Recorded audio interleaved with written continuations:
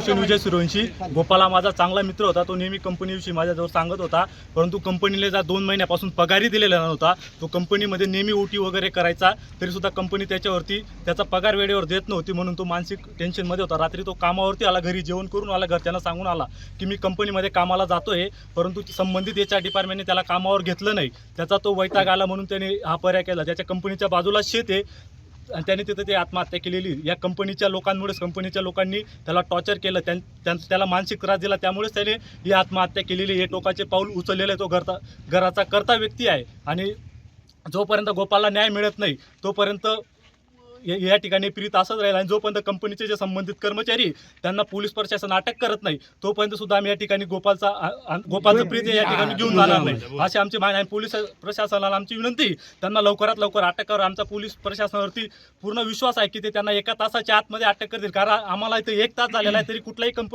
कंपनीचा प्रतिनिधी आमच्यापर्यंत पोहोचलेला नाही. 1 तासापासून 45 सेल्सिअस तापमानमध्ये सर्व लोक आम्ही इथं बसलेलो आहे, तरी सुद्धा कंपनीचा एकही प्रतिनिधी आमच्यापर्यंत आलेला नाही. म्हणून कंपनी त्यांच्या मनाप्रमाणे राजकर्ते या ठिकाणी, आणि त्यांना वाटलं त्यावेळेस मुलांना काढून टाकते.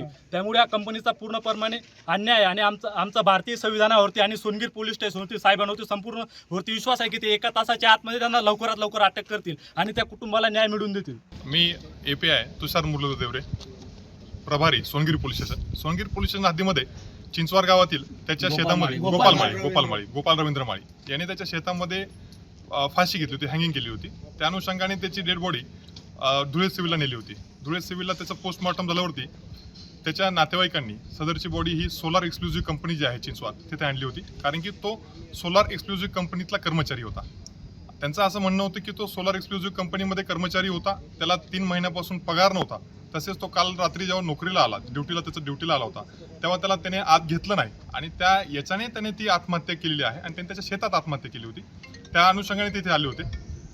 तिथे एक 100-150 लोक जमले होते. त्या अनुषंगाने आम्ही इथे आलो.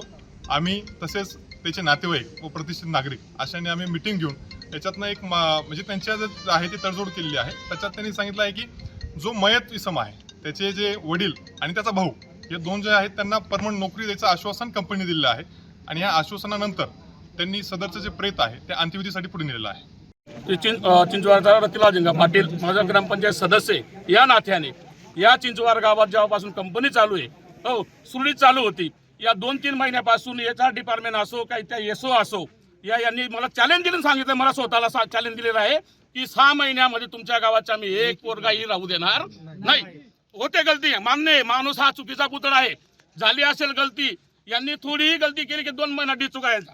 मग आता त्यांना 550 रुपये रोज, समजा आता 6 महिने झाले 550 रुपये रोज आहे. मग यांना 2 महिने घरी ठेवू, 2 महिने परत आपण 2-4-5 लोकांनी जायचं, गावकरी लोकांनी, सोमनाथ पाटील असतील किंवा सर्व गावाचे सरपंच वगैरे, मग यांना लावून घ्या. मग त्यांनी परत यांना कमी पगारमध्ये काम करायला लावायचं. आणि यांनी फक्त टार्गेट चिंचवाडचा पोरगा, एवढंही छोटीही चूक झाली, मान्य, चूकही झाली नको पाहिजे हे आम्ही पण मान्य करतो. पण मी त्या एक SO म्हणून इथं काय त्याचं नाव अरविंद वाघ, त्याला काय सांगेल, बाबा तेवढं गावाचे खेडेगावाचे पोरग आहे, ते काय बाहेर कंपनीमध्ये गेले नाही, कंपनीचा नेम आहे, थोडं एक डोळा उघड करून नाही, थोडाफार सहन करून घे. त्यांनी मला काय चॅलेंज दिलेलं आहे की 6 महिन्यामध्ये मी चिंचवाडचा एक पोरगा इथं राहू देणार नाही. मला चॅलेंज दिलेलं आहे ओपनली, समोरासमोर. म्हणून मी सांगतो HR डिपार्टमेंट आणि SO यांची बदली होई, त्यांनी आता लिहा की बदली होईपर्यंत आम्ही पाहिजे.